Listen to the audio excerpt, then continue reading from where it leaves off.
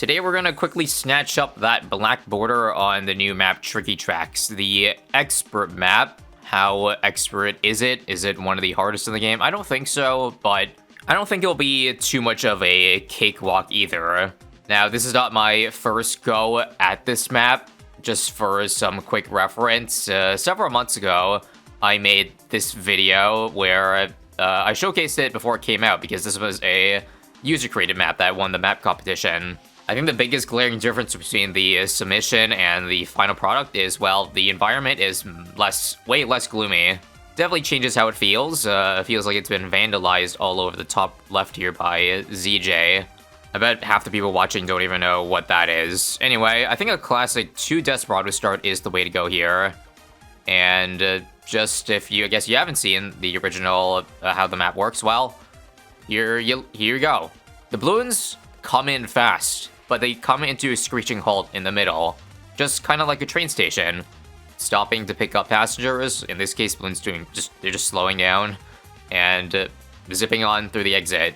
Another addition on this map is that if you click any of the light poles here, you can send a train for 2,500 down one of the 3 lanes. I think what it does is it stuns Bloons and it does damage. Definitely not worth it early on, not even mid-game. Maybe late game, but $2,500 for a one-time use is quite pricey. If I do have the money to spare, I may use it to flex though. Once again, a friendly reminder that black bordering means running through the entirety of this run, 6 to 100, without dying a single time. Everything must be beaten on attempt number 1.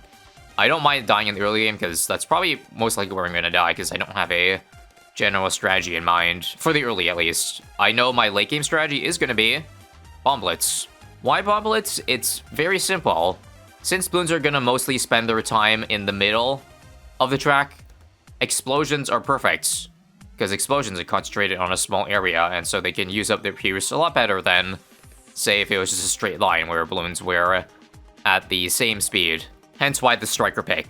As for whether to put it down here, up here, I don't think it really matters.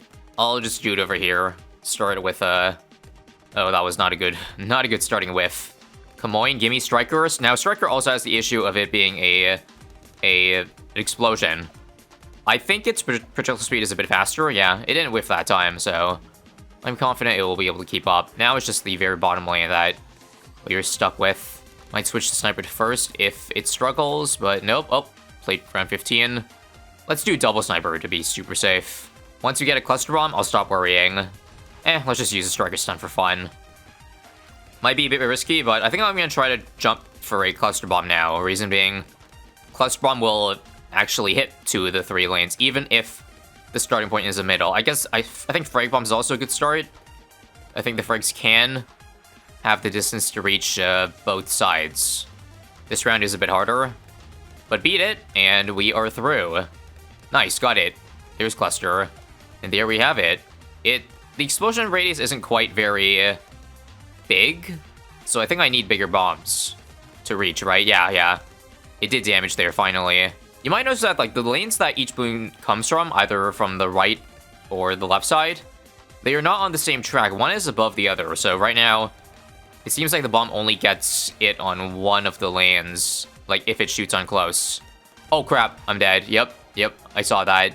Okay, not to worry, getting back to 22 is very easy, because I could buy so many things to fix the bomb problem, so see you in, once we get back to 22. Okay, probably not the play people were expecting, but I just simply added a 0/0/0 Mermonkey. Because it's so cheap as a base tower now, and it does 2 base damage, I think it's really good. Plus, I have the goal of eventually upgrading this into... I'm thinking, oh wow, right. I forget when it used up its Pierce 2, it also does additional damage, so...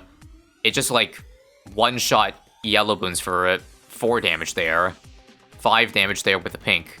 As I was saying, though, my eventual goal was to turn this into maybe even a Riptide champion, because there's a lot of, oh my god, I almost forgot about Camo for a second.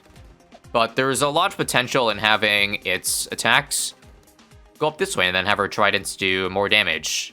Granted, this is a bomb showcase, not a Riptide champion, but Riptide champion's cheap enough that I think allow it. We still have the projectile speed problem. I think that calls for a primary training, most likely.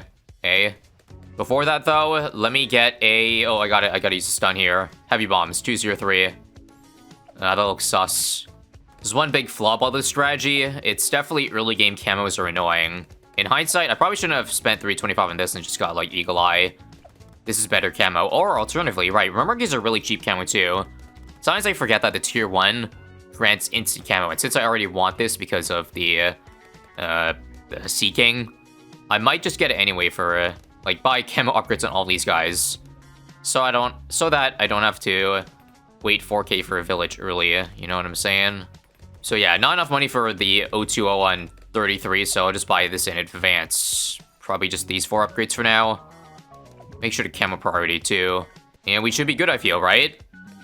Yeah, that's definitely more than enough. More than enough camo for now. Now that we got more camos covered, let's cover more of our bases with a second cluster. Sorry. Can't quite rush a discount village just now. More camos here? No, I gotta spend on a second Eagle Eye over here. As for whether this is enough for the camo whites on 37, probably just a full metal jacket. So it can one-shot them completely, I think. And we should be fine. No, I'm paranoid. A second night vision goggle. Just for good measure. Remember, Murmonkeys cannot hit camo white. So it needs to get through that later first. I'm trash. A few moments later. Alright, easy. Just bought one extra upgrade, a second full metal jacket, and we good. Now I need mob damage pronto. I'm not sure if one mauler is enough, but I think even with the discount here, I can get a second one for around 40. And I don't think that's excessive. 1870, no, I don't think I have enough money actually. Should we just wing it? Yeah, why not? Still very early on. If we lose, we lose. Perfect. I did the math perfectly there. Wouldn't have it any other way. So, stun now, and that was way too overkill. So overkill that I did not prepare camo defense for, or leave enough budget for camo defense. I'm supposed to get my camo village this round, but I guess I could, I think the money's still there. 2712, yeah, that's enough. The only bad news is that this village, if I buy it, won't reach Striker, although maybe if I buy one more village buff for 10% range, it will have enough. This matters, by the way, because I most likely might need to stun DDTs come late game here. Anyway, the better crosspath for Bomblets is technically 025. I think maybe just for early game, for the time being, we can run with a 204, yeah? Sure, let's just wing it. Now this recursive cluster explosion is guaranteed to be enough. In fact, I think it barely clips all 3 lanes, so great. I think this is going to be where my Bomblets is going to be, so that might put my village spot or force my village spot a little bit higher up. Yeah, whoopsie. This is maybe a little bit too high. No, it still reaches. That's good. And Striker does not get camo protection. That sucks. The 10% range was not enough to reach, unfortunately. Guess we'll just have to live with it then. Or hope that Bomblets' ability can help delete DDTs, because yes, in case you have missed the news, it's not this update that buff bombs. In fact, Bomblets got nerfed this update. As you see, the cooldown a little bit longer now, but that's to compensate for the fact that the update before, they made Bomblets actually good in chimps by it working. It will now activate before losing lives, so that means, well, it just simply works in chimps mode now, and that's huge, because, yeah, you can activate it leaking anything, I believe, mob and below. However, there still is no visual for it, so you will just have to know when 75 seconds is up. So I don't want to rely on the Bomblets leaking, but the backup is there if, say, I mess up during a round and I do end up leaking. I do feel like the Bomblets is strong enough on its own, though, that we don't need to rely on it to win. It's a good enough option now that apparently in the pro player tier list, Bomblets is up there all the way in the A tier, and because of the tier 5, so yeah, feeling confident about this run. Primary entering first before buying the eventual Bomblet so that we save a little bit of money. Damn, that's some good range. Just to feel super safe because the mobs are still taking more than 1 second to die. I'll add a third mauler here, slightly blocked by line of sight, but no big deal. Now, there is something to mention about this map that apparently, as of the version I'm playing this, it's actually easier than it's intended to be. because apparently in the challenge editor version, it worked properly, but in this map here, for some reason, the balloons that spawn under children, like say a Moab spawning into 4 ceramics, they spawn behind the Moab, which technically gives us a little bit more track length to work with. It might be hard to see because there's a bunch of explosions all underneath it. Just know that it is working, and also quick correction because I think I misspoke earlier, but like it applies for, it's the same for every map. It's just the issue of because this map slows down the balloon to 0. That is why the children get like that much extra track space. BFB here. Yeah, you see, you can kind of see there. Like, the mob slowed down fully, but when the children popped up, you could see the cerams are moving back into the middle. So if you're trying to use this as a guide in, say, the future, after this gets fixed, if it gets fixed, then just know that if it doesn't work, don't blame me. Blame the fact that I'm playing an easier version, technically. And now, it's GG easy. We're just gonna buff the shit out of this thing, so that we don't die.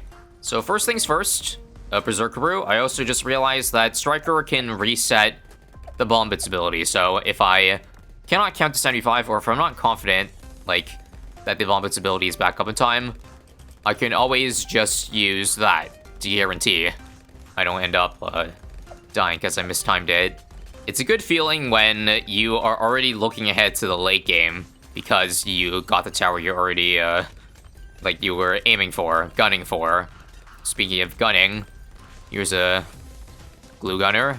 Usually I'm supposed to get this in like the mid-80s, but yeah, early on around 70, we're already thinking 2 steps ahead here with Relentless Glue, and not sure what else. Maybe more primary stuff, just because we already got a primary mentoring drop down.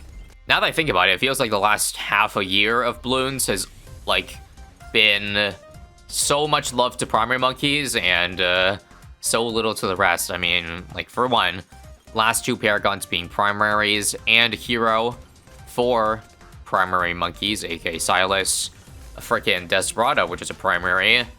Yeah, the more I think about it, damn, the last several updates in a row have all been heavily focused on primary. Hold up, I just thought of another thing too while we were on the topic earlier about balloons spawning backwards. I wonder if, like, how this combo works. I'm gonna draw a boomerang, and I'm gonna wait for that Moab to get, like, real slow. That's if we don't pop it too early. Let's say now. I wonder if, like, the amount it gets knocked back is, like, also an equivalent amount, such that it now takes more track length for, like, the balloons, whatever balloon got knocked back, to travel.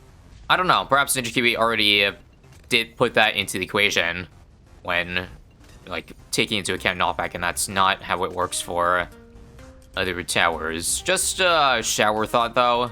Still a good enough tower on its own, even if it's not a worse or the bug version that I'm hoping it ends up being. That bottom side looks awfully sus.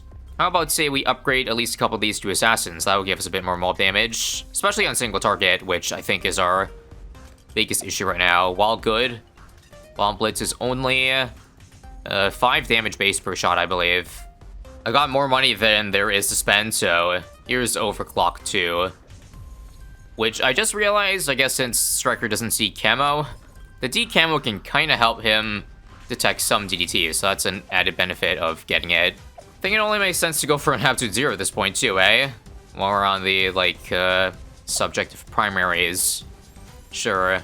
Not the greatest spot for it. It's a bit out of the middle, but we just need, I don't know, I just wanted the double discount, really. Plus, this gets more range later, I believe. Should be fine against DDTs here, right? Yeah, that dies so quickly. Sheesh. Now, if there's one thing I'm definitely noticing, it's that the bottom lane is by far the worst. It looks like the closest to leaking right now. That's just because, like, I tried putting Bomblets on close, but I just realized that putting it on close would completely ignore the, oh god, I'm freezing, pause. It just completely ignores the bottom here. So I'm gonna need to get some more assassins here, alright? More stuns, but that stunned the wrong place. First is probably my best bet, but it still has to get through the middle to start hitting over here. You feel me? So I guess it's a good thing I have my glue and more price down here. But it seems like I need more. I probably gotta stop being greedy and turn off auto start at some point too. We'll just buy this. I can't make the jump to absolute zero just yet. Once again, taking no chances, even if I will survive due to Bomblets. I just can't stomach the feeling of like possibly seeing the black border go away, even though I know I have that cushion. Am I the only one that feels that way as well? It makes sense to psychologically feel that way, right? I just hope I'm not tripping. Or I don't want to feel alone here, rather.